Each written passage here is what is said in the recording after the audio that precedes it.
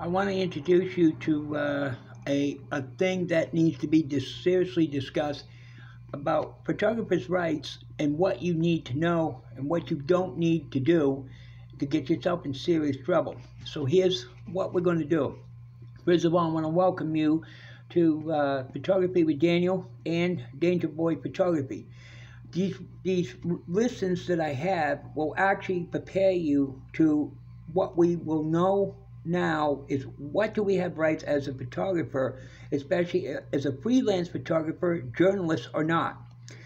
The first thing is you have the right to refuse to answer any questions by the police. Now, most cases, in most incidences like the raid on the nation capital was one of the most serious debates. This is the most serious debated subject we know today. If you were at the scene or any incident and the police should approach you, you have the right to refuse to answer those questions according to number one. Now, keep in mind that you have the right. This relates to pleading the Fifth Amendment, which means you have the right to remain silent. Okay? And if the police tell you that pleading the Fifth does not only applies in the courts, that is a lie. So don't be deceived by what the police tells you. You should know your rights. The second one is you have the right to walk away or leave the area to end the encounter. Now, keep in mind that if you walk away after you apply number one, that you have the right to refuse, okay? The police cannot grab at you and detain you illegally. This is one of the most biggest issues that has been posted on social media, and this is becoming a bigger problem for a lot of us, especially in my case. In Nashua, New Hampshire, I was doing a photo shoot of the city of Nashua, which was part of a photo project research I was doing.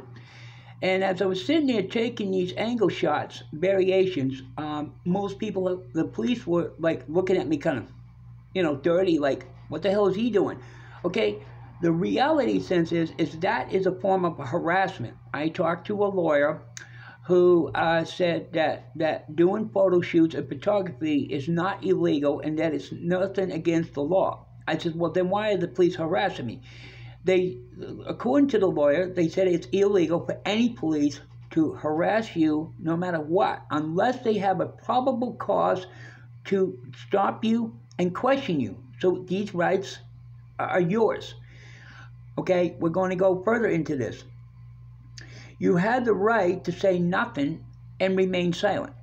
So let's put it this way. If you are doing, say, a photo shoot of, say, one of the tallest structures, like I do here in Manchester, New Hampshire, and you're doing different angle shots and different sides and everything, okay, the police may think you're up to something, but he has to prove beyond a reasonable doubt. Now, when I did the one of Manchester, the tallest building, and different very angles, the police drove right by me. They didn't bother to harass me. But if it had been anywhere else, the police would have gotten a little suspicious, and they have a tendency of making up a lot of this false information for no apparent reason. This is something that everybody needs to take into account.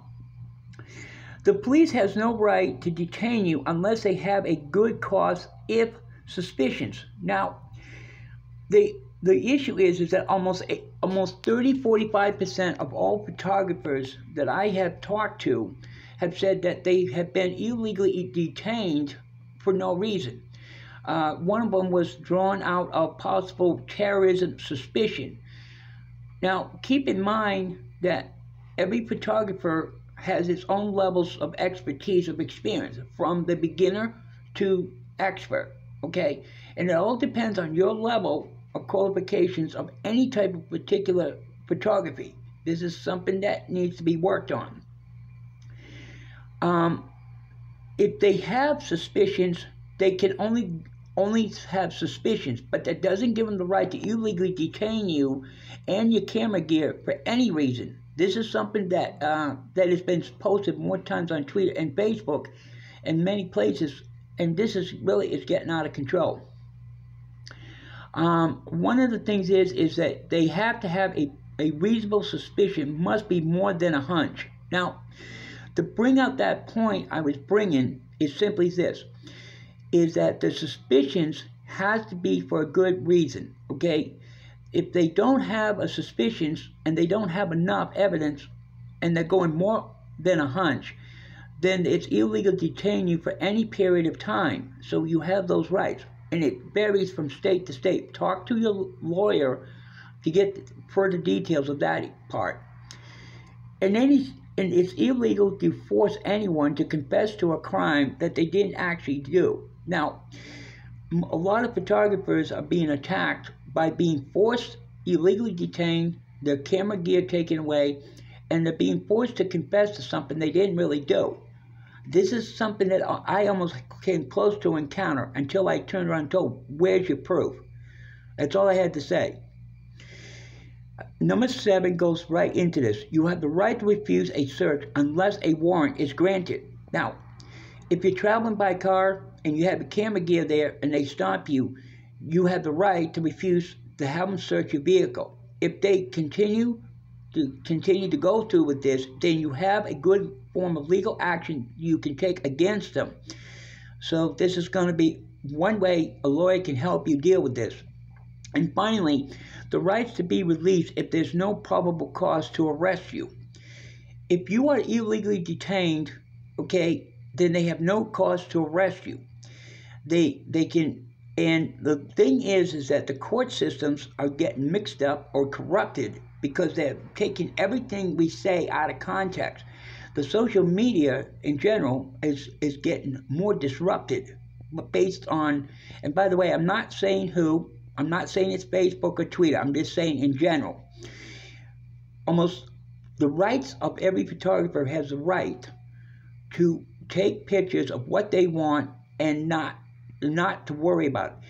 But if you're using it illegally to commit a crime, that's a different story. Then you're going to have a bigger challenge of legal issues. So I just wanted to give you a quick rundown what your rights are, okay? Further details of this will be posted on YouTube as general. So keep this in mind. Do not, under any circumstances, do not let any police stop you. And let's recap what we just discussed. You have the right to refuse to answer any of their questions. This is one of your rights, okay, and as well. You have the right to walk away or leave the area without encounter. The right to say nothing and remain silent. No police has the right to detain you unless they have a good cause for a suspicion and a good strong hunch to arrest you. They have to have a good cause. If there's not enough evidence, the case is thrown right out of court and you be acquitted. It's that simple. Excuse me. The reasonable suspicions must be more than a hunch, as I said. Excuse me. To illegally detain you is a violation of anybody's rights. This includes yours, even if you're just taking a small picture of one little thing that draws your interest. Okay, the police has no right, and no federal government authorities has the right to harass you. This is against the law and is against your rights. The reason is because most photographers will wind up serving jail time and losing valuable amounts of money in their equipment, and that is not right. They should not have the right to detain your equipment as well. In any of the situations, it's illegal to force you to confess to a crime. Now remember this, confessing to a crime that you didn't commit makes you the liar. In other words, they're forcing you to lie, to confess to a crime, while somebody else who did it is actually running away and getting away with this. So keep this in mind. You have the right to refuse to confess to anything you know you did not do. The rights to refuse a search, okay? Keep this in mind. If you have a camera bag, okay, and you have a backpack that's made for camera photography gear, you have the right to refuse them to search it. Because if you don't believe they have a reason, then they can't do it. If they force it onto you, then they're in violation of your rights and the lawyer should be notified. And finally, the rights to be released. If you are released, okay, this means that they cannot keep you under police surveillance. They have to have a good reason. If they don't, then they're in violation of every part of the rights. This includes the First, the Fourth and the Fifth Amendment of the Constitution. This actually protects your rights. So just to let you know this. Thank you for watching.